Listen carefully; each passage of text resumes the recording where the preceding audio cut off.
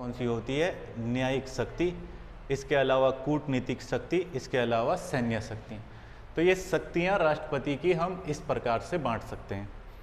संघ की कार्यपालिका शक्ति राष्ट्रपति में निहित होगी। ठीक है, देखो जितने भी कार्यपालिका से संबंधित काम होते हैं ना, वो औपचारिक रूप से किसके नाम पर होते हैं? राष्ट्रपति के नाम पर।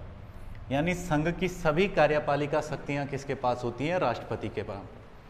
वो अपनी कार्यपालिका शक्तियों का प्रयोग अपने आप से या अपने अधीनस्थों के माध्यम से करता है। ये आर्टिकल 53 हमें समझाता है कैसे कैसे करता है, वो हम आगे समझ लेंगे।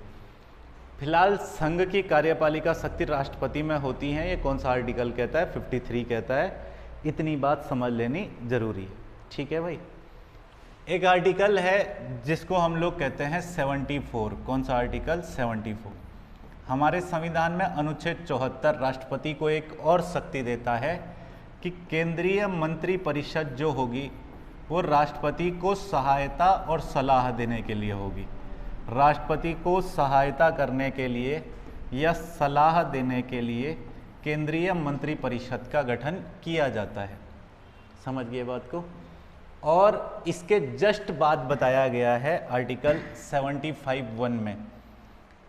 75 का क्लॉज फर्स्ट जो है वो क्या कहता है कि राष्ट्रपति के द्वारा प्रधानमंत्री की नियुक्ति की जाएगी। किसकी नियुक्ति की जाएगी? प्रधानमंत्री।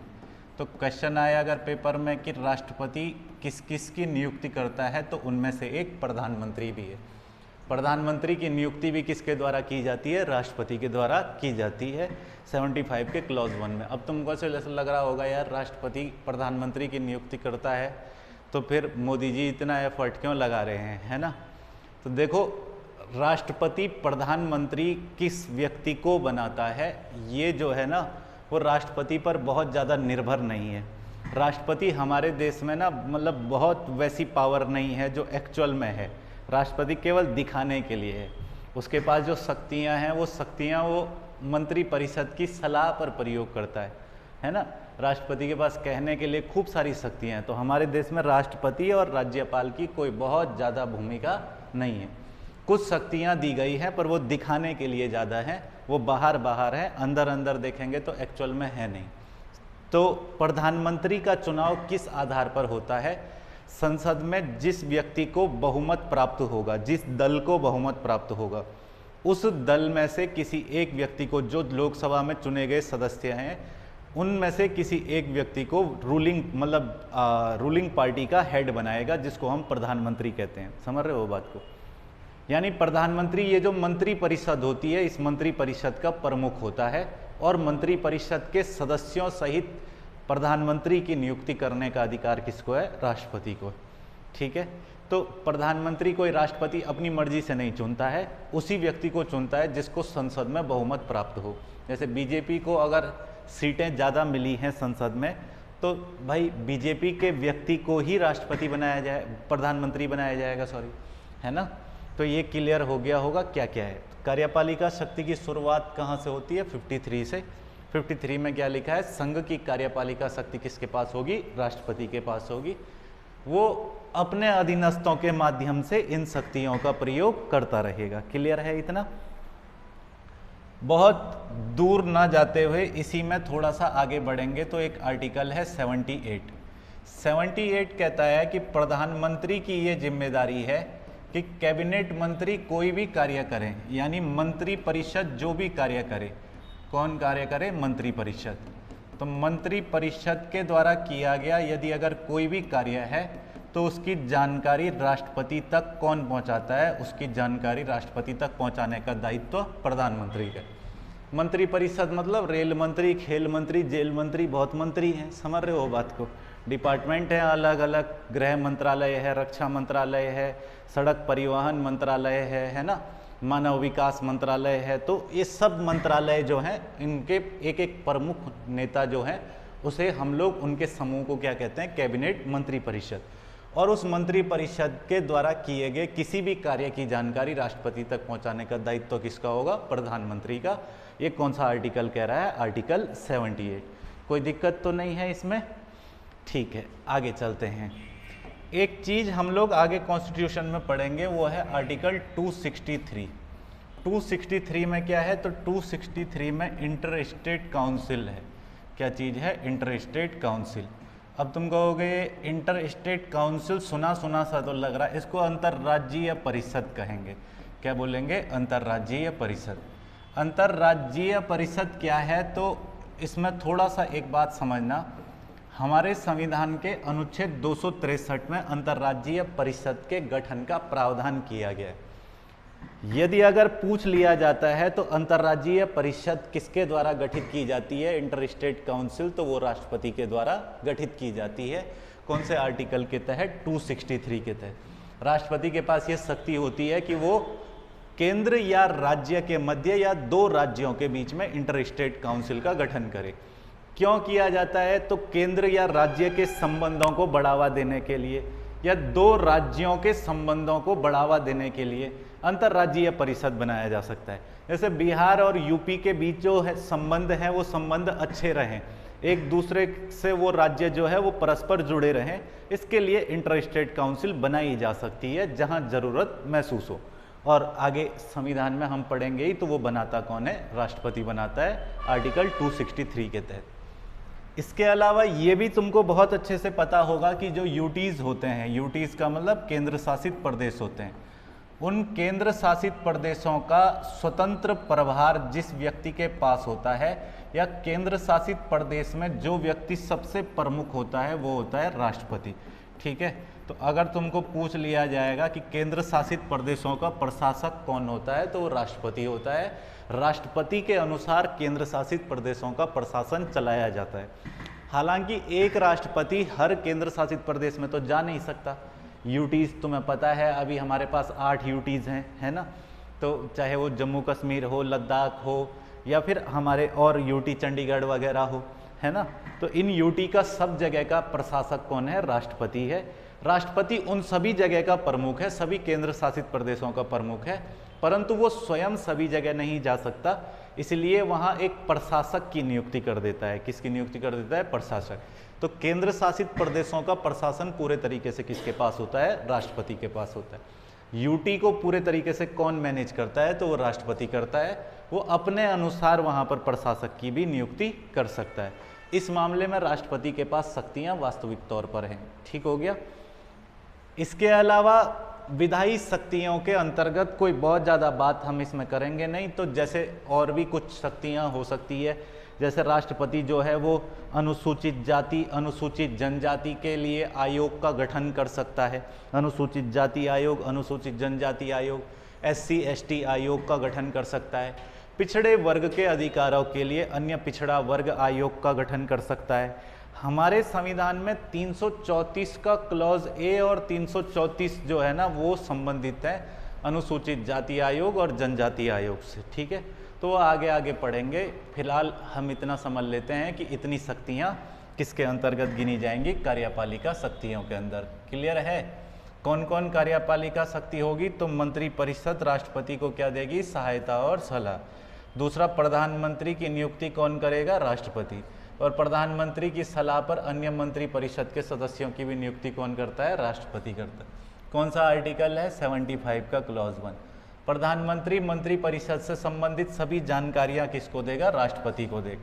263 में इंटर स्टेट काउंसिल, केंद्र या राज्य या दो राज्यों के मध्य संबंधों को बढ़ावा देने के लिए अंतर्राज्यीय परिषद राष्ट्रपति बना सकता है। केंद्र शासित प्रदेशों का प्रमुख प्रशासक के रूप में कौन काम करता है? राष्ट्रपति करता है। वो प्रत्यक्ष रूप से केंद्र शासित प्रदेशों का प्रमुख है। क्लियर है इतना?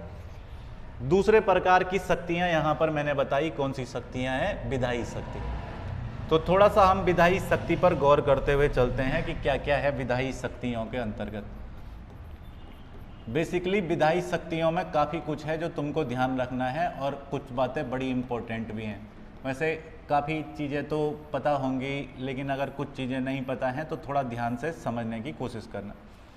सबसे पहले अगर हम लोग विधायी शक्तियों की शुरुआत करें तो राष्ट्रपति की विधायी शक्तियाँ जिस क्रम से मैं शुरू करना चाहूँगा या जहाँ से मैं शुरू करना चाहूँगा, वो सबसे पहला आर्टिकल विधायिका का है। विधायिका का पहला आर्टिकल है 79। तुम्हें पता होगा कि हमारे संविधान में आर्टिकल 79 से जो है वो संसद की चर्चा है। और फॉर्मेशन ऑफ पार्लियामेंट यानी संसद का गठन 79 में बताया गया है। 79 कहता है कि लोकसभा, राज्यसभा, इन दोनों को मिला करके प्लस प्रेसिडेंट यानी राष्ट्रपति को मिला करके, तीनों को मिला करके जो बनेगा उसको कहेंगे संसद। क्या बोलेंगे? संसद। कुल मिला के कहने का मतलब यह है 79 का कि राष्ट्रपति संसद का अभिन्न अंग है, संसद से भिन्न नहीं है, उसी का अंग है। समझ रहे हो बात को? तो एक तो सबसे पहली शक्ति राष्ट्रपति की ये है कि वो संसद का एक हिस्सा है, संसद का एक अंग है। यहाँ से भी क्वेश्चन आता है कई बार कि संसद का कौन कौन से अंग हैं या कितने अंग हैं। संसद के अंग 3 है, सदन 2 हैं। ठीक है, 3 अंग कौन कौन से? लोकसभा, राज्यसभा और राष्ट्रपति। सदन कितने? तो 2, लोकसभा और राज्यसभा। इतना क्लियर होना चाहिए बच्चे को, कोई दिक्कत तो नहीं इसमें। इसके अलावा एक आर्टिकल इसी विधायिका के अंतर्गत हमारे पास आता है, अनुच्छेद 85 के बारे में मैंने कल भी चर्चा की थी, आज भी इसमें थोड़ा सा हम लोग चर्चा कर लेते हैं। आर्टिकल 85 क्या कहता है? तो राष्ट्रपति संसद के सत्रों को बुला सकता है, सत्रावसान कर सकता है या फिर सत्र को भंग कर सकता है। तो ये सारी शक्तियाँ किसके पास होती है? राष्ट्रपति के पास। यानी संसद का सत्र आहूत करना, ऐसा लिखा होगा, संसद का सत्र आहूत करना। आहूत करना का मतलब संसद के सत्र को बुलाना, या फिर सत्रावसान करना। क्या करना? सत्रावसान। सत्रावसान का मतलब 2 सत्रों के बीच में कितना गैप होगा संसद के 2 सत्रों के बीच में, यानी संसद के सेशन को बुलाना, सेशन के बीच के गैप को डिफाइन करना और सेशन को भंग कर देना यानी सत्र को समाप्त कर देना। ये सभी शक्तियाँ किसके पास होती हैं? तो ये सभी शक्तियाँ होती हैं राष्ट्रपति के पास। कौन सा आर्टिकल राष्ट्रपति को ये शक्ति देता है? तो आर्टिकल 85। विधायी शक्तियों में पहला कौन सा है? 79। राष्ट्रपति विधायिका का क्या होगा? अभिन्न अंग होगा। यानी लोकसभा, राज्यसभा और किसका हिस्सा है? लोकसभा, राज्यसभा और राष्ट्रपति, तीनों किसके हिस्से हैं? संसद का हिस्सा है। हाँ, संसद के सदन 2 हैं, लेकिन हिस्से कितने हैं? 3 हैं। तो 79 और 85 समझ आ गया होगा। 85 के अलावा हमारे संविधान में जो विधायिका से संबंधित राष्ट्रपति को शक्ति दी गई है वो एक बड़ा इंपॉर्टेंट आर्टिकल है, आर्टिकल 108। आर्टिकल 108 क्या है? तो आर्टिकल 108 के अंतर्गत लिखा गया है संयुक्त अधिवेशन। क्या चीज़ लिखी गई है? संयुक्त अधिवेशन। अब ये जो संयुक्त अधिवेशन होता है, इस संयुक्त अधिवेशन को बुलाने का अधिकार किसके पास है? राष्ट्रपति के पास। यानी संयुक्त अधिवेशन बुलाने का अधिकार कौन रखता है? राष्ट्रपति रखता है। संयुक्त अधिवेशन क्या हुआ? तो इसको हम लोग कहते हैं जॉइंट सिटिंग। क्या बोल देते हैं? Joint sitting. यानी जॉइंट सिटिंग कौन बुला सकता है? तो ये राष्ट्रपति ही बुलाएगा। आई बात समझ में? क्या होता है संयुक्त अधिवेशन? तो यदि अगर किसी विधेयक को लेकर के लोकसभा और राज्यसभा में आपस में विभेद है यानी मतभेद है, या लोकसभा से पास हो जा रहा है पर राज्यसभा पास नहीं कर रही है, या राज्यसभा से तो पास हो जा रहा है पर लोकसभा पास नहीं कर रही है, तो ऐसी स्थिति में राष्ट्रपति जॉइंट सिटिंग बुला सकता है। दोनों सदनों की एक साथ बैठक बुला सकता है अगर किसी विधेयक पर दोनों सदनों में आपसी सहमति ना बन पाए तो। हालांकि जॉइंट सिटिंग में होगा क्या ये तुमको भी पता है। लोकसभा में मेंबर कितने? 543, 545। राज्यसभा में कितने? 245। तो ज़्यादा शक्तियाँ किसके पास है? लोकसभा के पास। अगर लोकसभा चाहती है किसी विधेयक को पारित करवाना तो करवा ही देगी जॉइंट सिटिंग के बावजूद भी, क्योंकि प्रतिनिधित्व तो किसके पास ज़्यादा है? लोकसभा के पास ज़्यादा है। और दूसरा, संयुक्त अधिवेशन की अध्यक्षता करता कौन है? लोकसभा का अध्यक्ष करता है। सामान्य सी बात है ना। तो अभी हम लोग उस पर संयुक्त अधिवेशन की चीज़ों पर चर्चा नहीं कर रहे हैं। हालांकि संयुक्त अधिवेशन सभी मामलों में नहीं बुलाया जा सकता। हमारे संविधान में ऐसे कई प्रावधान हैं जहां संयुक्त अधिवेशन बुलाया ही नहीं जा सकता है। ठीक हो गया। जॉइंट सिटिंग कौन बुला सकता है? तो राष्ट्रपति बुला सकता है। कौन से आर्टिकल के तहत बुलाता है? 108 के तहत संसद के दोनों सत्रों को आपस में बुला सकता है। इनकी दोनों सत्रों की एक साथ मीटिंग करवा सकता है। वो इसी शक्तियों वाले पार्ट के अंदर तुमको ध्यान रख लेना है। विधायी शक्तियों में 108 के बाद आगे चलेंगे तो राष्ट्रपति की शक्तियों को क्रम से पढ़ते हुए एक अपने पास आएगा कि राष्ट्रपति का अभिभाषण जिसको हम लोग कहते हैं। जब भी नई सभा का गठन होता है, जब भी नई लोकसभा का गठन होता है, तो राष्ट्रपति जो है वो सर्वप्रथम अपना अभिभाषण देते हैं, सदन को संबोधित करते हैं, जो राष्ट्रपति का अभिभाषण कहलाता है। तो ये अभिभाषण वगैरह जो है हम आगे आगे पढ़ेंगे क्या होता है। वैसे होता ये है कि जब नई लोकसभा का गठन होता है तो प्रत्येक नई लोकसभा 5 साल बाद जैसे ही नई लोकसभा का गठन हुआ तो राष्ट्रपति संसद के दोनों सदनों को संबोधित करता है। संबोधित करता है मतलब पहले दिन होता ना, जैसे तुम पहले दिन क्लास आए, अब पहले दिन क्लास आए, तुम्हारा बैच जिस दिन से शुरू हो रहा है, तो पहले तुम क्या चाहते हो कि सिलेबस के बारे में थोड़ा चर्चा हो कि एग्ज़ाम की आउटलाइन कैसी है ना। तो बस इस चीज़ के बारे में जो है पहला अभिभाषण किसका होता है, राष्ट्रपति का होता है। वो उसकी कैसी शक्ति है, विधायी शक्ति है। इसको हम लोग विधायी शक्ति के अंतर्गत रख सकते हैं। राष्ट्रपति की विधायी शक्तियों में एक आर्टिकल हुआ करता था, ही बोलना ठीक रहेगा क्योंकि अब तो ना के बराबर हो गया है। हमारे संविधान में एक आर्टिकल था, आर्टिकल 331 331, ठीक है। तो 331 जो है ना वो एंग्लो इंडियन से रिलेटेड था। किससे रिलेटेड था? Anglo Indian. यदि अगर राष्ट्रपति को लगता है कि लोकसभा के अंदर आंग्ल भारतीय समुदाय का प्रतिनिधित्व होना चाहिए, तो वो इस समुदाय से 2 व्यक्तियों को चुन सकता है, 2 एंग्लो इंडियन को चुन सकता है, मनोनीत कर सकता है लोकसभा के लिए। अभी एंग्लो इंडियन कौन है? तो अंग्रेज बहुत सारे थे भारत में, ठीक है। जो आज़ादी के बाद देश आज़ाद हो गया तो यहाँ से वापस ब्रिटेन नहीं गए, यहीं रहे, वो हो गए एंग्लो इंडियन। तो इन एंग्लो इंडियन को जो है राष्ट्रपति मनोनीत कर सकता है। क्या कर सकता है? मनोनीत का मतलब सिंपल सा, इनकी नियुक्ति लोकसभा में कर सकता है इनके प्रतिनिधित्व के लिए। अब 104वां संविधान संशोधन हुआ हमारे संविधान में 2019 में। तो 104th कॉन्स्टिट्यूशनल अमेंडमेंट एक्ट यानी 104वां संविधान संशोधन अधिनियम 2019, इसके द्वारा आंग्ल भारतीय समुदाय का प्रतिनिधित्व समाप्त कर दिया, ठीक है। तो अब इस शक्ति का कोई बहुत महत्व बचा नहीं। पर हाँ, एक चीज है जिस पर हम लोग चर्चा कर सकते हैं।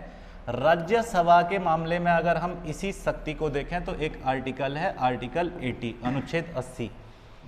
अनुच्छेद 80 में क्या लिखा गया है? तो ये अनुच्छेद लिख रहा है कि राष्ट्रपति राज्यसभा में, कौन सी जगह? राज्यसभा में कला, विज्ञान, साहित्य, मनोरंजन, इन क्षेत्रों से लगभग जो है 12 सदस्यों को चुन सकता है। कितने सदस्यों को चुन सकता है? 12। तो इसमें क्या क्या चीज़ें हैं? 12 सदस्यों को राष्ट्रपति जो है वो मनोनीत कर सकता है। मनोनीत का मतलब बिना चुनाव के राज्यसभा में बैठा सकता है। वो कितने सदस्यों को बैठा सकता है? तो 12 सदस्यों को। ये 12 सदस्य किस किस क्षेत्र से संबंधित होने चाहिए? कला से संबंधित, विज्ञान से संबंधित, समाज सेवा से संबंधित। किससे संबंधित? समाज सेवा से संबंधित। और भी कुछ बातें लिखी गई है इसके अंदर, है ना। तो अभी क्या हुआ था, कुछ टाइम पहले सचिन तेंदुलकर राज्यसभा पहुंच गए थे, तो लोगों ने वहाँ कहा कि भाई खेल तो लिखा ही नहीं है। हाँ, तो कला, विज्ञान, समाज सेवा ये लिखा है, खेल नहीं लिखा है, तो इनका चुनाव कैसे हुआ राज्यसभा में? तब कुछ लोगों ने उनके पक्ष में कहा कि कलात्मक तरीके से खेला उन्होंने, तो इसको क्यों ना कला मान लिया जाए, इसलिए वो आ गए।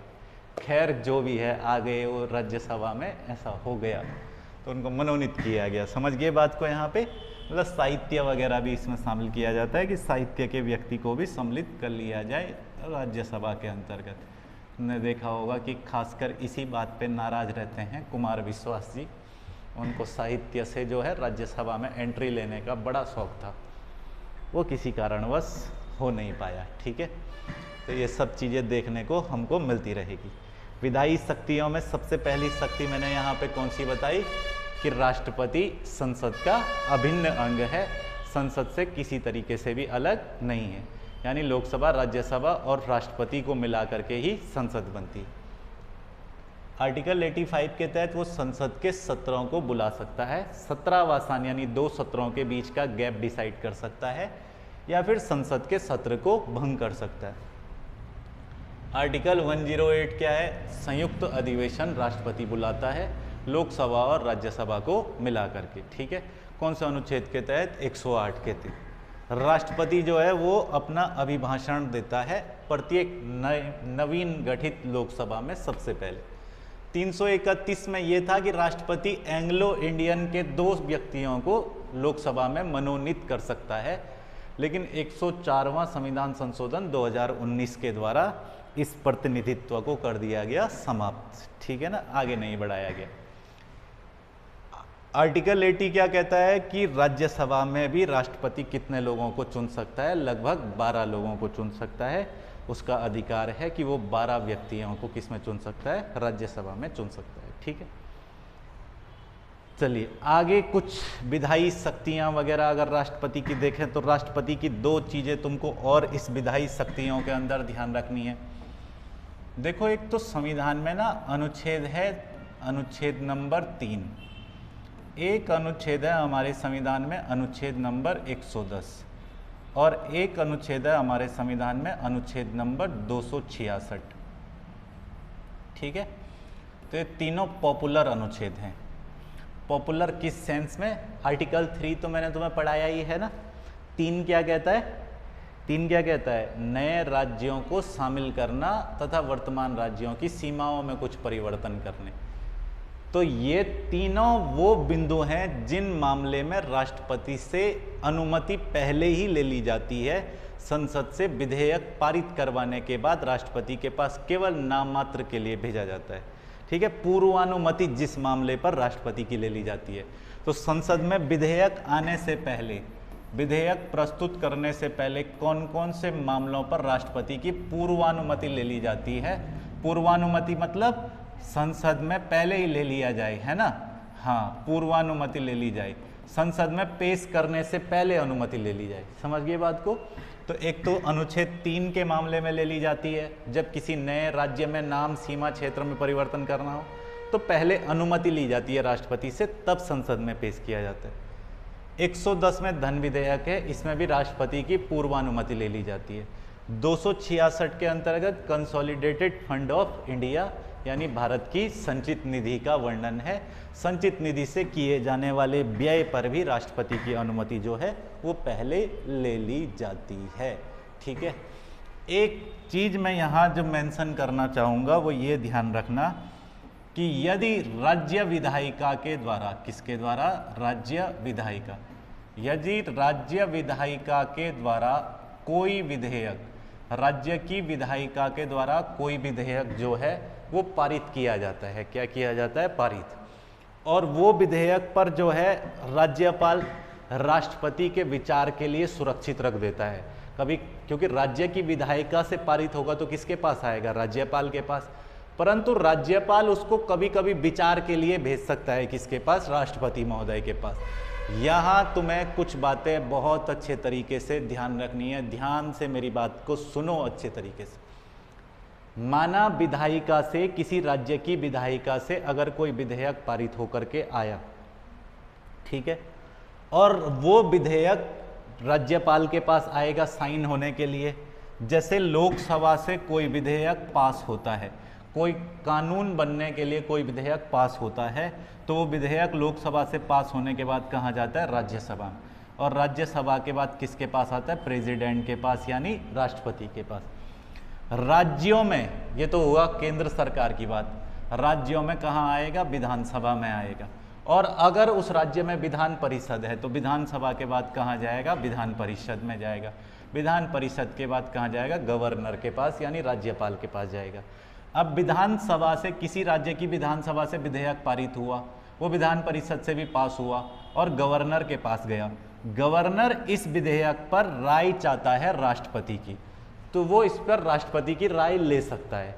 राष्ट्रपति या तो अपनी राय सुरक्षित रख देगा, इस विधेयक पर अपनी राय देगा ही नहीं, या तो सहमति दे देगा। 2 कंडीशन तो यही हो सकती है।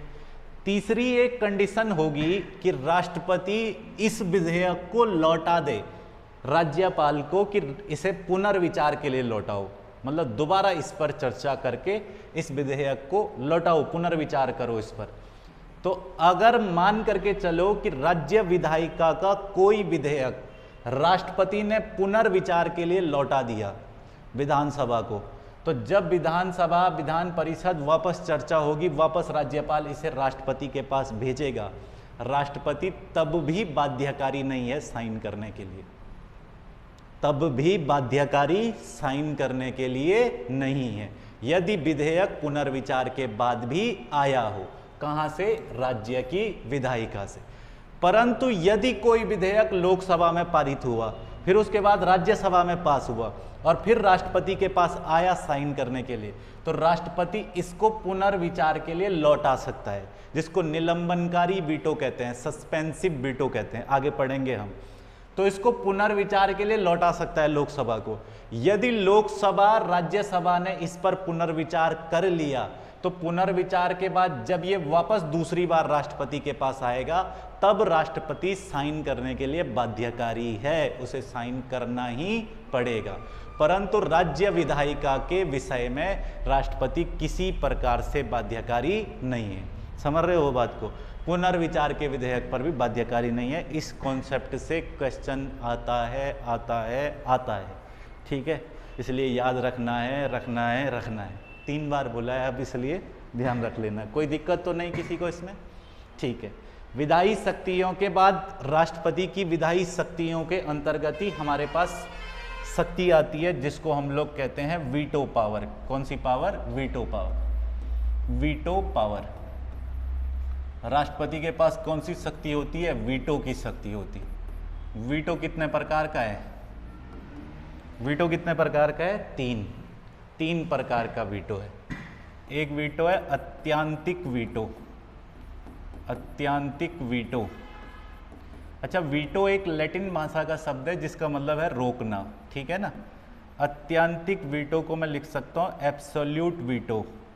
क्या लिख सकता हूँ? Absolute veto. एक वीटो होता है निलंबनकारी वीटो। निलंबनकारी वीटो। निलंबनकारी वीटो का मतलब सस्पेंसिव वीटो। कैसा veto? Suspensive veto. Suspensive veto. वो कैसा वीटो हो गया? निलंबनकारी वीटो। और एक वीटो तुमने खूब पॉपुलर है, जेबी वीटो, है ना? सुना ही होगा नाम। इसको पॉकेट वीटो कहते हैं। क्या बोल देते हैं? Pocket veto. तो देखो भाई, जैसा कि तुम्हें पता है कि कोई भी विधेयक लोकसभा से पारित होगा तो कहाँ जाएगा? राज्यसभा में। और राज्यसभा से पारित होगा तो कहाँ जाएगा? राष्ट्रपति के पास। अच्छी बात यह है कि कोई भी विधेयक जब लोकसभा में रहता है तब तक विधेयक है, पास हो गया तब भी विधेयक है, राज्यसभा में आएगा तब भी विधेयक है, राज्यसभा से पास होगा तब भी विधेयक है। जैसे ही राष्ट्रपति उस विधेयक पर साइन करता है, वैसे ही वो विधेयक बन जाता है अधिनियम। क्या बन जाता है? अधिनियम। उससे पहले तक वो विधेयक बिल या विधेयक के नाम से जाना जाएगा। राष्ट्रपति की स्वीकृति के बाद ही कोई भी विधेयक अधिनियम बन पाता है, ठीक है ना?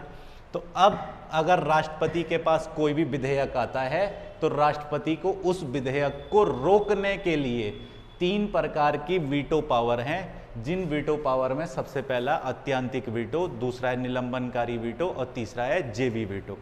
तो अगर कोई विधेयक पारित होकर के राष्ट्रपति के पास आता है तो राष्ट्रपति अपनी इन 3 शक्तियों का प्रयोग करके, मतलब इन तीनों शक्तियों का प्रयोग करके, इनमें से किसी एक शक्ति का प्रयोग करके उस विधेयक को जो है वो रोक सकता है। सबसे पहली बात, बच्चों को इनका फर्क आसानी से पता होना चाहिए। अच्छा, वीटो पावर्स हमारे संविधान के कौन सा आर्टिकल में है कि राष्ट्रपति के पास वीटो की शक्ति होगी? बताओ। ये तो बड़ी अच्छी बात है यार, बहुत अच्छे टाइम पे याद आया। बताओ, थोड़ा सोच के बताओ, हमारे संविधान का वो कौन सा अनुच्छेद है जो ये कहता है कि राष्ट्रपति के पास वीटो की शक्तियां होंगी? बताओ जरा। मैं जानना चाहता हूं कि तुमने कितना अच्छे तरीके से जो है वो संविधान पढ़ा है। कौन सा अनुच्छेद है राष्ट्रपति को जो वीटो की शक्ति देता है? कोई बताएगा? अरे ये कैसी बात हुई यार, ये तो आधी अधूरी बात हुई, कुछ मजा ही नहीं आया इस बात में, है? वीटो की शक्ति राष्ट्रपति को जो आर्टिकल देता है वो आर्टिकल है 111। कौन सा आर्टिकल है? 111। आर्टिकल 111 इसके अंतर्गत वीटो की शक्ति को मेंशन किया गया है। आई बात समझ में? 111 हमारे संविधान का, उसमें वीटो बताया गया है, विधेयकों पर अनुमति नाम है अनुच्छेद का। तो भाई वीटो का मतलब क्या है? रोकना। और रोक कितने तरीके से सकता है? 3 तरीके से। विधेयक पारित होकर के आ गया लोकसभा राज्यसभा से, तो माना अत्यंतिक वीटो लगा दिया राष्ट्रपति ने।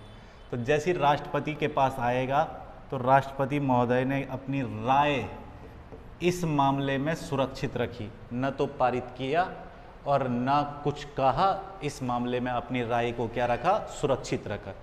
यदि राष्ट्रपति ने अपनी राय को सुरक्षित रखा और लंबे समय तक उस पर कोई राय नहीं दी तो भी विधेयक ऑटोमेटिक समाप्त हो जाएगा। इसको कहते हैं एब्सोल्यूट वीटो, यानी अत्यंतिक वीटो। समझ गए बात को?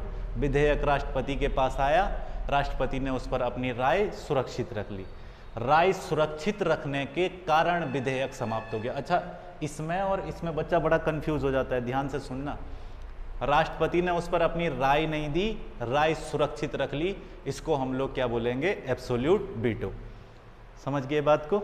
और इसी वजह से विधेयक क्या हो गया? समाप्त हो गया।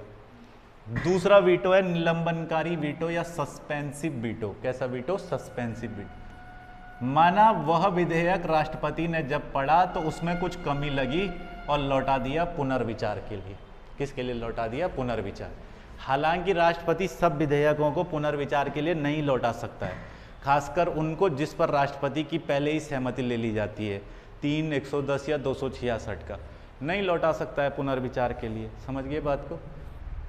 और भी कुछ है नहीं लौटा सकता है, कुछ विधेयकों को नहीं लौटा सकता है, परंतु अगर साधारण विधेयक है आया है तो उसको राष्ट्रपति ने पुनर्विचार के लिए लौटा दिया।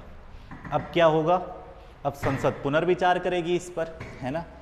संसद जब पुनर्विचार करती है तो यदि पुनर्विचार करने के बाद, दोबारा से विचार करने के बाद इसको वापस भेजती है राष्ट्रपति के पास, तो राष्ट्रपति ऐसी स्थिति में बाध्य होता है कि वो हस्ताक्षर करेगा ही करेगा। यानी पुनर्विचार के बाद आए विधेयक पर राष्ट्रपति को साइन करना ही पड़ता है, करना ही होगा। समझ गए बात को? नेक्स्ट आता है अपने पास कौन सा वीटो? जेवी वीटो या पॉकेट वीटो। विधेयक का मतलब होता है बिल। सरकार को अगर कोई भी कानून बनाना है ना, हम इतने अधिनियम पढ़ते हुए आ रहे हैं अभी तक, जितने भी अधिनियम बने तो वो सारे अधिनियम शुरुआत में बिल ही थे। ठीक है, सरकार कोई भी एक्ट बनाना चाहती है तो उसको शुरुआत में बिल कहा जाता है। वो बिल लोकसभा राज्यसभा में आता है, पार्लियामेंट के अलग अलग हाउसेज में पास होता है, फिर प्रेसिडेंट के पास जाता है, प्रेसिडेंट साइन करते हैं, तब जाकर के वो बिल एक्ट बनता है। ठीक है, तो यहाँ पे आते हैं हम लोग पॉकेट वीटो पे। पॉकेट वीटो या जेबी वीटो किसको कहते हैं? देखो, एक मामला है हमारे देश में 1986 का, 1986 का। इस समय देश के राष्ट्रपति थे ज्ञानी जैल सिंह। कौन थे राष्ट्रपति? ज्ञानी जैल सिंह। ज्ञानी जैल सिंह, इन्होंने इस शक्ति का प्रयोग करके 1986 में एक अधिनियम को रोक दिया था। वो था भारतीय डाक अधिनियम। कौन सा अधिनियम था? भारतीय डाक अधिनियम। इन्होंने अपनी जेवी वीटो शक्ति का प्रयोग किया। मतलब अधिनियम तो तब होगा जब राष्ट्रपति साइन करेंगे, तो मैं कह सकता हूं कि भारतीय डाक संशोधन विधेयक कहूं तो ज़्यादा ठीक रहेगा। संशोधन विधेयक, इस विधेयक पर इन्होंने लगा दिया जेबी वीटो, और जेबी वीटो लगाने के कारण ये विधेयक पारित नहीं हो पाया। ठीक है, तो कौन से वर्ष लगाया गया था ये? 1986। अब तक हमारे पास एक ही ऐसा मामला है जिसमें जेबी वीटो लगाया गया है। ठीक है, तो पॉकेट वीटो का मतलब है कि न तो राष्ट्रपति ने अपनी स्वीकृति दी और न ही पुनर्विचार के लिए लौटाया। ध्यान से समझना मैं क्या कह रहा हूं, दोनों चीजों में अंतर है। ना तो राष्ट्रपति अपनी क्या दें? स्वीकृति दें, और ना ही इसको किसके लिए लौटाएं? पुनर्विचार के लिए, ना ही पुनर्विचार के लिए लौटाएं। ठीक है, ना स्वीकृति दें ना पुनर्विचार के लिए लौटाएं, तो इसको कहते हैं जेवी वीटो। आई बात समझ में? मतलब कुछ उस पर रिएक्शन ही नहीं दें तो उसको क्या बोलते हैं? जेवी वीटो कहते हैं। इस प्रकार के विधेयक को अनिश्चित काल तक के लिए अपने पास राष्ट्रपति लंबित रख सकता है। क्लियर है इतना? हालांकि एक मामला हमारे पास आया था कि भाई क्या संविधान संशोधन विधेयक पर क्वेश्चन आया था, राष्ट्रपति वीटो लगा सकता है या नहीं लगा सकता है। अगर बिल कॉन्स्टिट्यूशनल अमेंडमेंट एक्ट से संबंधित है, संविधान संशोधन से संबंधित है, कॉन्स्टिट्यूशनल अमेंडमेंट एक्ट, ठीक है, अगर इससे संबंधित मामला है तो क्या राष्ट्रपति संविधान संशोधन के मामलों पर, संविधान संशोधन के विधेयक पर वीटो लगा सकता है या नहीं लगाया जा सकता है? ये क्वेश्चन हमारे पास पूछा जा चुका है। अब इस बात को थोड़ा ध्यान से समझना, तब बात क्लियर होगी। हमारे संविधान में 24वां संविधान संशोधन हुआ 1971 में। अब जैसी मैं 1971 बोलूँ ना तो तुम बैकग्राउंड समझ जाया करो कि क्या क्या हो रहा था 71 में। 71 में हमारे देश में धूम चल रही थी भयंकर वाली। क्यों? क्योंकि इस समय प्रधानमंत्री कौन थी? इंदिरा गांधी। तो इंदिरा गांधी जी ने 24वां संविधान संशोधन किया 1971 में, और उन्होंने कहा कि यदि विधेयक संविधान संशोधन का है, संविधान संशोधन के ही विधेयक को लिख दिया ऐसा, यदि विधेयक संविधान संशोधन का है तो राष्ट्रपति इस विधेयक को वीटो की शक्ति के माध्यम से नहीं रोक सकता है। क्लियर है? तो इसका जवाब क्या है? अब राष्ट्रपति वीटो की शक्ति से कोई संविधान संशोधन का विधेयक नहीं रोक पाया। कब से? 24वां संविधान संशोधन होने के बाद से, 1971 के बाद से।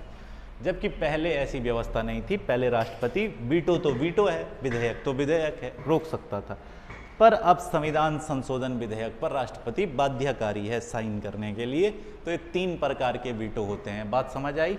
कौन कौन से 3 प्रकार के वीटो होंगे? एक तो अत्यंतिक वीटो, यहाँ राष्ट्रपति ने अपनी राय सुरक्षित रख दी और इस वजह से विधेयक ही क्या हो गया? समाप्त हो गया। निलंबनकारी वीटो यानी पुनर्विचार के लिए लौटा दिया, सस्पेंसिव वीटो जिसको हम लोग कहते हैं।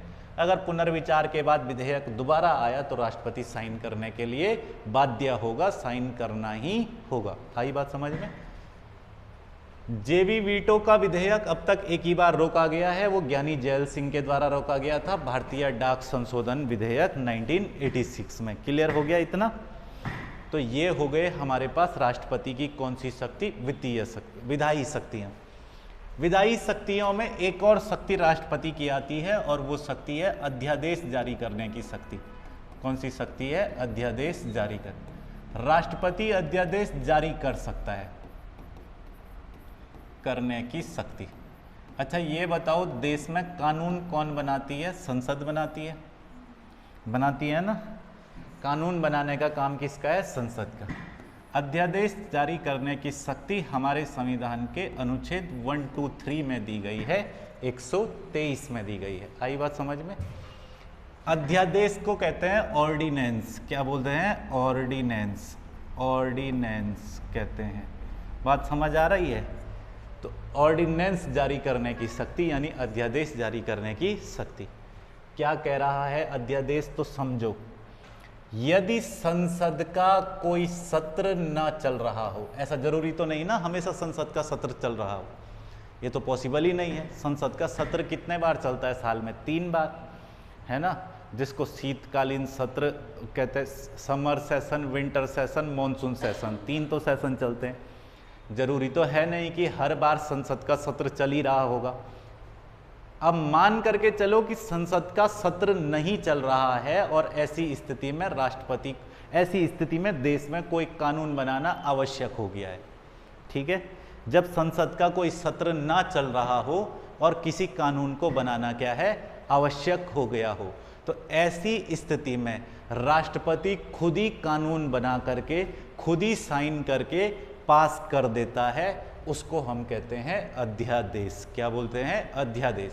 और अध्यादेश भी पारित हो जाने के बाद, यानी राष्ट्रपति खुद ही कानून बना के खुद ही साइन करके अगर पास कर दे, वो क्या है, अध्यादेश है। और जब अध्यादेश पास हो जाता है तो वह भी एक अधिनियम कहलाता है। क्या कहलाता है, अधिनियम कहलाता है। हालांकि जब संसद में इस पर चर्चा होती है बाद में, इस बात का ध्यान रखना है कि अध्यादेश राष्ट्रपति की विवेकाधीन शक्ति नहीं है। जब संसद का सत्र इसके बाद बुलाया जाएगा कभी भी अध्यादेश जारी होने के बाद, तो अध्यादेश पर दोबारा से बहस होती है, चर्चा होती है। तब समझ गए बात को। तो अध्यादेश जो है, कई लोग कहते हैं कि अध्यादेश मतलब एक चैनल है लल्लन टॉप करके, देखते हो Lallan top, the Lallan top news channel है ना, न्यूज़ चैनल है the Lallan top. The Lallan top में एक व्यक्ति है, उनका नाम है सौरभ द्विवेदी। क्या नाम है, सौरभ द्विवेदी, अपनी नाम राशि हैं। तो उन्होंने एक लाइन कही कि आपका आदेश हमारे लिए अध्यादेश होता है, उस पर बहस की ज़रूरत नहीं होती। समझिए बात को कि आपका आदेश क्या है, अध्यादेश है, उस पर कोई बहस की ज़रूरत नहीं है। वरना सारे विधेयकों पे तो बहस होती है, लोकसभा और राज्यसभा में होती है, नहीं होती है। तो बात समझ आई यहाँ तक। ये कैसी शक्तियाँ हो गई राष्ट्रपति की, विधायी शक्तियाँ। अब विधायी शक्तियों के अलावा राष्ट्रपति की शक्तियों में आते हैं न्यायिक शक्ति। कौन सी शक्ति आती है, न्यायिक। तो विधायी शक्ति मोटा मोटी ऐसे ध्यान रख लेना। एक तो सबसे लास्ट से शुरू करते हैं, देखो अध्यादेश जारी करने की शक्ति कौन से आर्टिकल के तहत, 123 के तहत। दूसरा, राष्ट्रपति को भाई वीटो लगाने की शक्ति है, कौन सा अनुच्छेद के तहत, 111 के तहत। ठीक है, वीटो कितने प्रकार का होता है, 3 प्रकार का होता है। ठीक है, इससे पहले तक हमने और क्या क्या देखा यहाँ पे, वीटो से पहले राष्ट्रपति के पास शुरुआत से जहाँ से हम विधायी शक्तियों को देखते आ रहे हैं, संसद का अभिन्न अंग होगा राष्ट्रपति। ठीक है, 85 में वो संसद के सत्र वगैरह बुला सकता है। 108 के तहत संयुक्त अधिवेशन वगैरह बुलाने का अधिकार रखता है। लोकसभा राज्यसभा को मिलाकर के संयुक्त अधिवेशन होता है। राष्ट्रपति लोकसभा में अपना अभिभाषण दे सकता है। इसके अलावा 331 में क्या कहा है कि वो एंग्लो इंडियन के प्रतिनिधित्व को सुनिश्चित करेगा। लोकसभा में 2 व्यक्तियों को मनोनीत कर सकता है एंग्लो इंडियन समुदाय के। लेकिन 104वां संविधान संशोधन 2019 के द्वारा इसको कर दिया गया समाप्त। अब देखो भैया, आर्टिकल 80 क्या कह रहा है कि 12 सदस्यों को राष्ट्रपति राज्यसभा में कर सकता है मनोनीत। और ये 12 सदस्य किस क्षेत्र से होंगे, कला, विज्ञान, समाज सेवा, साहित्य वगैरह वगैरह, इन क्षेत्रों से संबंधित होंगे। सिंपल सी बात है ना। इसके बाद देखो आगे क्या है, राष्ट्रपति की पूर्वानुमति जिन जिन मामलों पर ली जाती है, आर्टिकल 3, 110 और 266।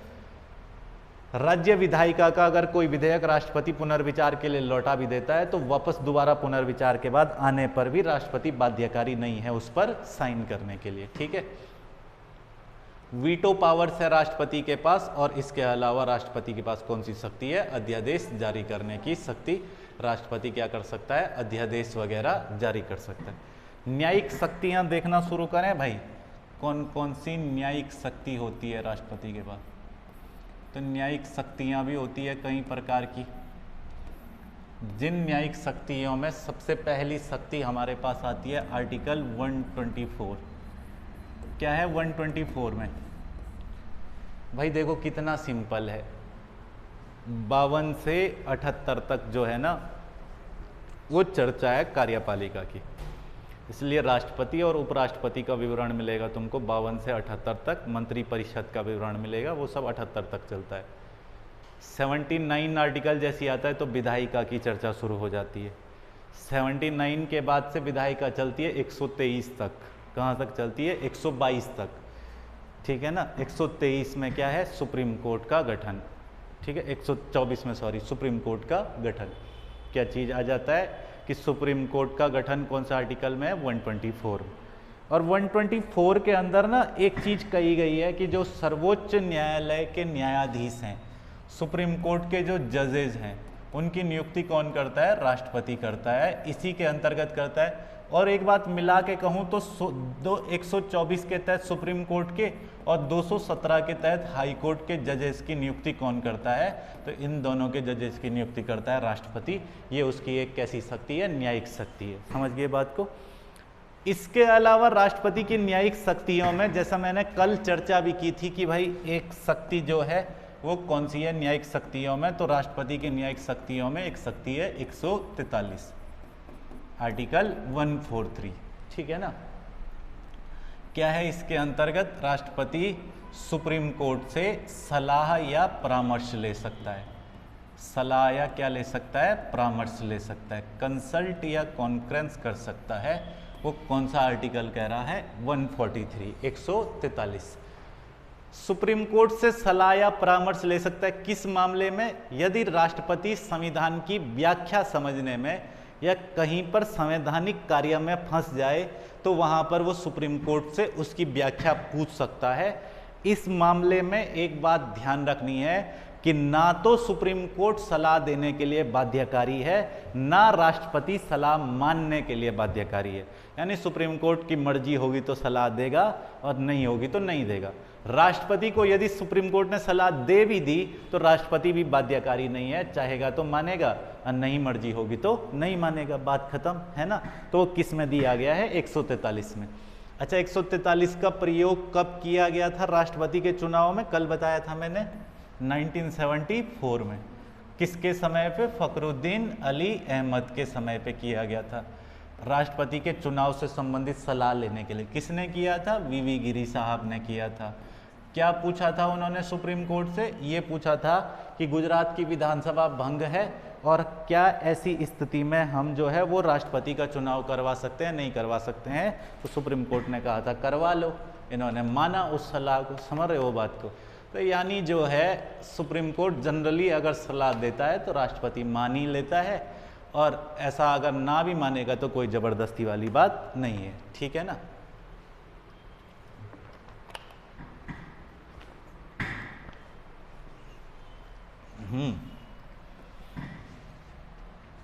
आर्टिकल 72, अनुच्छेद 72, ठीक है।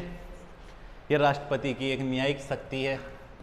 72 में क्या कहा गया है? क्षमादान की शक्ति। कैसी शक्ति? क्षमादान की शक्ति।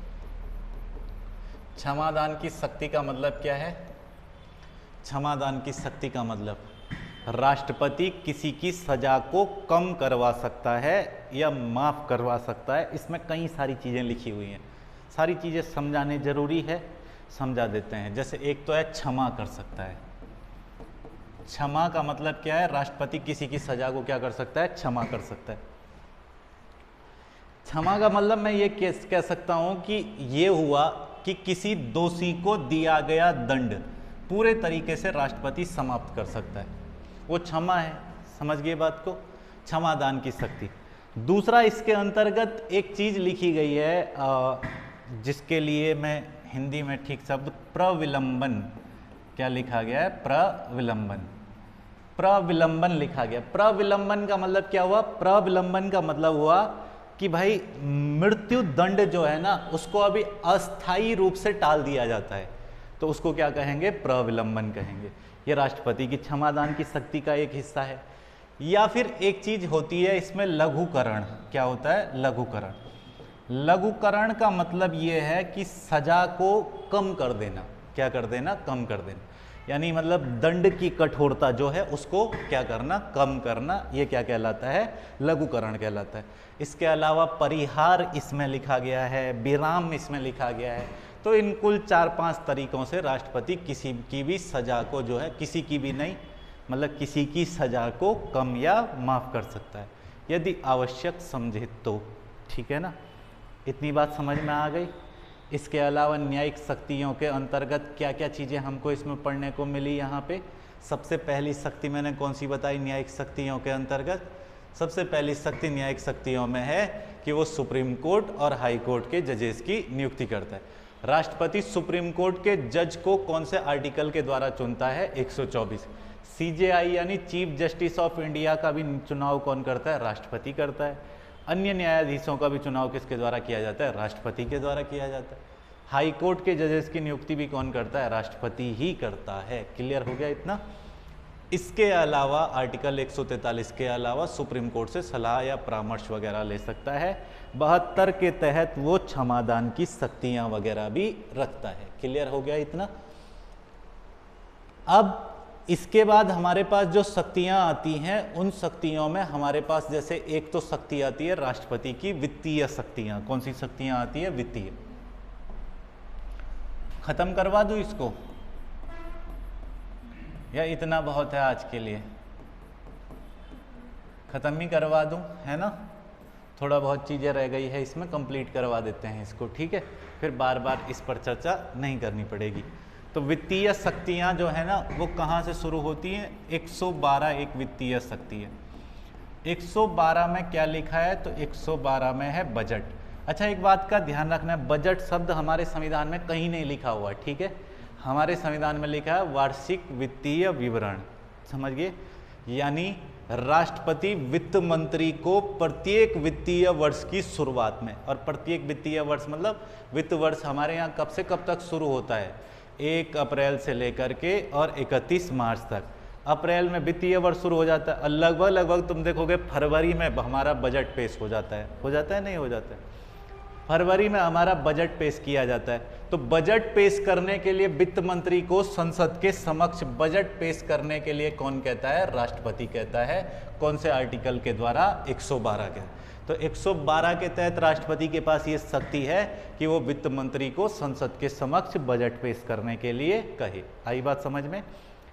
112 के अलावा एक अनुच्छेद है, अनुच्छेद 117। कौन सा अनुच्छेद है? 117, 117। 117 का मतलब क्या है? तो 117 का ये मतलब है कि राष्ट्रपति की अनुमति के बिना लोकसभा में कोई भी वित्त विधेयक प्रस्तुत नहीं किया जाएगा। ठीक है भाई? वो कौन सा आर्टिकल कह रहा है? 117। 117 कह रहा है कि लोकसभा में राष्ट्रपति की सहमति के बिना कोई भी वित्त विधेयक पेश नहीं किया जाएगा। कौन सा विधेयक नहीं पेश किया जाएगा? वित्त विधेयक। राष्ट्रपति की सहमति के बिना ये पेश नहीं किया जाएगा 117 के तहत। इसके अलावा और कौन सी शक्ति होती है राष्ट्रपति के पास? तो हमारे देश में 2 निधियां हैं जिनको हम लोग, एक तो मैंने यहाँ पे कहा कि एक निधि है आकस्मिक निधि और एक निधि है संचित निधि। तो 266 में कंसोलिडेटेड फंड ऑफ इंडिया का जिक्र है, भारत की संचित निधि का जिक्र है, और 267 में इमरजेंसी फंड ऑफ इंडिया यानी आकस्मिक निधि का वर्णन है। हमारी आकस्मिक निधि में हर समय 500 करोड़ रुपए होते हैं। कितने रुपए होते हैं? 500 करोड़। और आकस्मिक निधि का जो व्यय है वो आपातकाल के समय राष्ट्रपति अपने विवेक से इस्तेमाल कर सकता है, ये आर्टिकल 267 कहता है। यानी 267 में क्या लिखा है? तो 267 में लिखा है भारत की आकस्मिक निधि, और आकस्मिक निधि का जो एक तरीके से पूरा देखभाल करने वाला या पूरी आकस्मिक निधि जिस व्यक्ति के अंतर्गत होती है वो कौन है? राष्ट्रपति है। आकस्मिक निधि में प्रत्येक समय कितना पैसा होता है? लगभग 500 करोड़ रुपया। कोई दिक्कत तो नहीं इसमें? कितना करोड़ रुपया होता है? 500 करोड़। ठीक है। इसके अलावा वित्त आयोग की अनुशंसाएं जो है वो संसद के पटल के सामने रखवाता है। आर्टिकल 281 हमारे संविधान का, जैसे तुम्हें पता होगा 280 में वित्त आयोग है ना, तो 281 में ये लिखा गया है कि वित्त आयोग की जो रिपोर्ट है उसको, फाइनेंस कमीशन की रिपोर्ट को संसद के सामने राष्ट्रपति जो है वो प्रस्तुत करवाएगा। ठीक है। कौन से आर्टिकल के तहत करवा सकता है? 281 के तहत करवा सकता है। संसद के प्रत्येक सदन के समक्ष रखवा सकता है। क्लियर है? इसके अलावा राष्ट्रपति के और क्या क्या चीज़ें मैं इसमें शक्तियों में बता सकता हूं तुम्हारे पास वित्तीय शक्तियों में? वित्तीय शक्तियों में देखो आर्टिकल 280 है। कौन सा आर्टिकल है? आर्टिकल 280। 280 मैंने बताया ना क्या लिखा है? 280 में वित्त आयोग। क्या लिखा है? वित्त आयोग। अच्छा देखो वित्त आयोग क्या है? तो वित्त आयोग यानी फाइनेंस कमीशन जो है हमारा, ये फाइनेंस कमीशन का गठन क्यों किया जाता है? ताकि केंद्र और राज्य के बीच में, किसके बीच में? केंद्र और राज्य के बीच में करों का विभाजन हो। करों का विभाजन यानी टैक्स का बंटवारा किया जाए, उसको हम लोग क्या बोलते हैं? वित्त आयोग कहते हैं। सेंट्रल गवर्नमेंट के पास टैक्स आएगा कहाँ से? सेंट्रल गवर्नमेंट कोई जमीन तो है नहीं, जमीन तो राज्य है। समझ रहे हो बात को? तो दिल्ली कुछ टैक्स ले रहा है, कुछ टैक्स हरियाणा में आ रहा है, कुछ पंजाब में आ रहा है, कुछ चंडीगढ़ में आ रहा है, कुछ राजस्थान में आ रहा है। राज्यों के टैक्स में केंद्र सरकार के पास कितना पैसा जाएगा वो सब डिसाइड कौन करता है? वित्त आयोग करता है। और वित्त आयोग का गठन प्रत्येक 5 वर्ष बाद किसके द्वारा किया जाता है? राष्ट्रपति के द्वारा किया जाता है। कोई दिक्कत इसके अंतर्गत? वित्त आयोग का गठन मतलब किसके द्वारा किया जाता है? राष्ट्रपति के द्वारा किया जाता है। मतलब मेरा कहने का मतलब 5 वर्ष नहीं था, मेरे कहने का मतलब ये था कि इसका गठन कौन करता है? राष्ट्रपति करता है। क्लियर है यहाँ पे? कोई दिक्कत तो नहीं है। अब आती है राष्ट्रपति की कौन सी शक्तियाँ? सैन्य शक्तियाँ। सैन्य शक्तियों में देखो एक बात को ध्यान से समझना, सैन्य शक्तियों में मैं इतना कहूँगा कि ये चीज़ समझ लेना कि राष्ट्रपति जो है, एक तो पहली बात यह है कि 53 के क्लॉज 2 के तहत, किसके तहत? क्लॉज 2 के तहत वो जल सेना यानी इंडियन नेवी, थल सेना यानी इंडियन आर्मी और वायु सेना यानी इंडियन एयरफोर्स, तीनों सेनाओं का प्रमुख होता है। तीनों सेनाओं का प्रमुख कौन होता है? राष्ट्रपति होता है। जल सेना, थल सेना और वायु सेना, तीनों सेनाओं का प्रमुख कौन होता है? तो राष्ट्रपति होता है। किसी देश के साथ युद्ध शुरू करना, युद्ध को विराम करना या युद्ध को समाप्त करना, ये घोषणा करवाने का अधिकार किसके पास होता है? राष्ट्रपति के पास होता है कि वो आधिकारिक तौर पर इनकी जो है वो घोषणा कर सकता है। क्लियर है इतना? और बहुत कुछ इसके अंतर्गत नहीं है, कुछ राजनयिक शक्तियां भी राष्ट्रपति के पास होती है, कुछ अंतर्राष्ट्रीय करार और समझौतों से संबंधित, वो हम यहाँ पे बहुत ज़्यादा चर्चा नहीं करने वाले हैं। कुछ बातों पर चर्चा कर लेते हैं जो राष्ट्रपति के चुनाव से संबंधित है ना। राष्ट्रपति का जो चुनाव है उस चुनाव से संबंधित हमने सारी बातों को लगभग चर्चा में ले लिया था, ठीक है। अब एक बात का ध्यान देना, अभी तक कौन कौन राष्ट्रपति रहा और कैसे कैसे रहा, तो उसमें क्या क्या चीज़ें जरूरी है, तो सबकी लिस्ट मैं नहीं बताने वाला हूँ यहाँ पे, क्योंकि ये तो तुमको पता ही रह जाएगा कि कौन व्यक्ति कब कब राष्ट्रपति बना, क्या क्या रहा, ये तो सबको पता है। पहले राष्ट्रपति थे हमारे डॉक्टर राजेंद्र प्रसाद, ठीक है ना। डॉक्टर राजेंद्र प्रसाद जो है वो देश के पहले राष्ट्रपति हुए और एकमात्र ऐसे राष्ट्रपति भी हैं हमारे जो भारत के क्या रहे? 2 बार राष्ट्रपति रहे।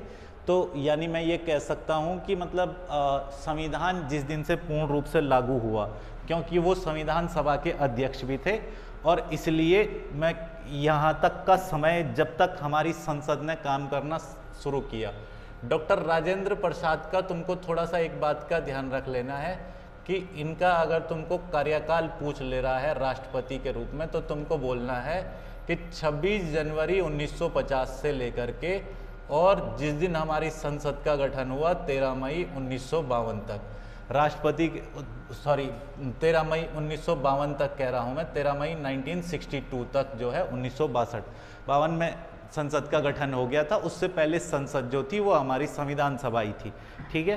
तो शुरुआत में 2 बार राष्ट्रपति रहे थे कौन? डॉक्टर राजेंद्र प्रसाद। और अब तक हमारे देश के इतिहास में एक ही ऐसे राष्ट्रपति हैं जो कितनी बार राष्ट्रपति रहे थे? 2 बार राष्ट्रपति रहे थे, ठीक है। 2007 में हमारे देश की राष्ट्रपति बनी प्रतिभा देवी सिंह पाटिल, जो हमारे देश की 12वीं राष्ट्रपति थी। कितनीवीं राष्ट्रपति थी? 12वीं राष्ट्रपति थी प्रतिभा देवी सिंह पाटिल।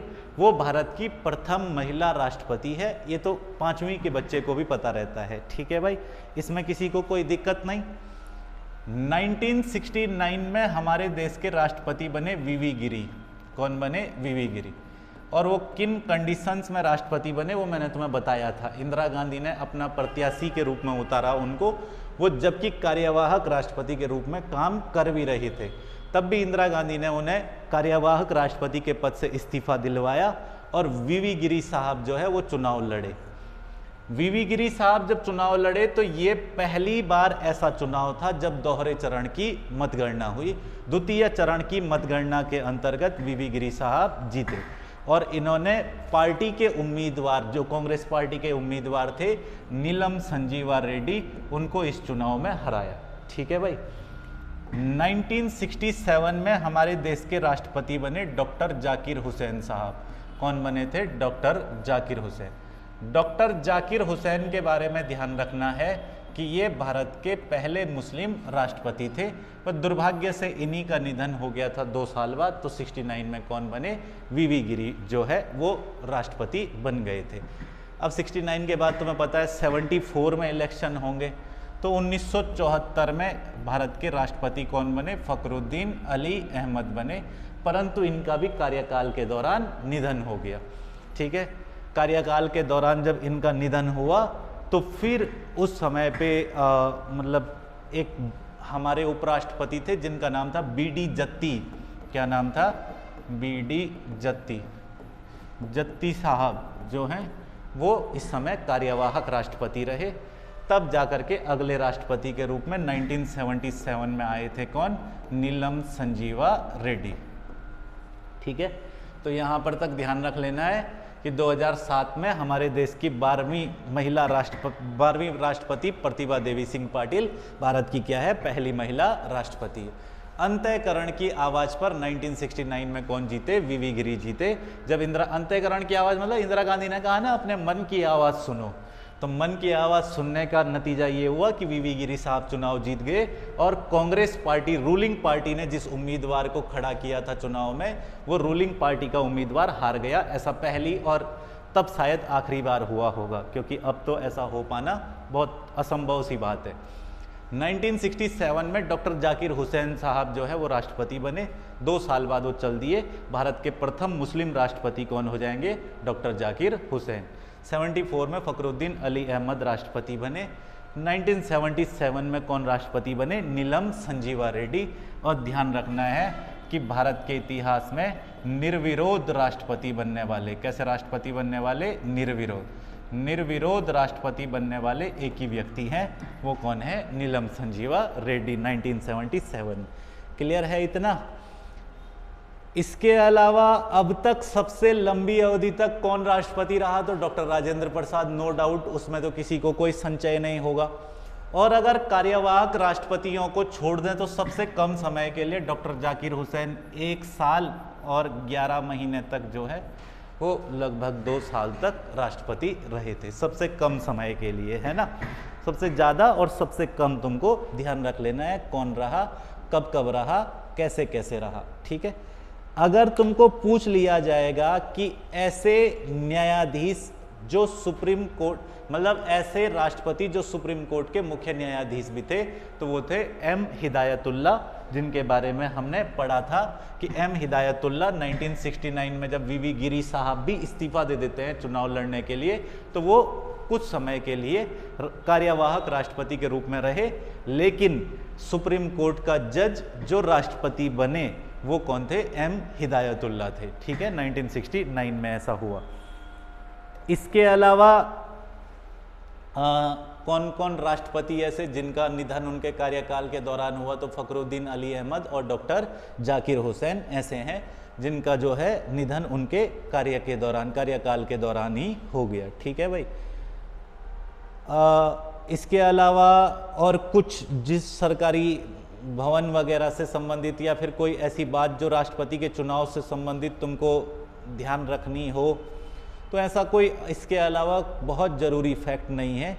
जो चीज़ें हैं वो मैं इसमें कवर करवा चुका हूँ। ठीक है भाई, तो बस इतनी बातें तुमको इसमें ध्यान रख लेनी है। हाँ, ये ज़रूर है कि राष्ट्रपति के पास एक सरकारी भवन है जिसको राष्ट्रपति भवन कहते हैं। 1950 से पहले उसको वाइसराय हाउस कहते थे।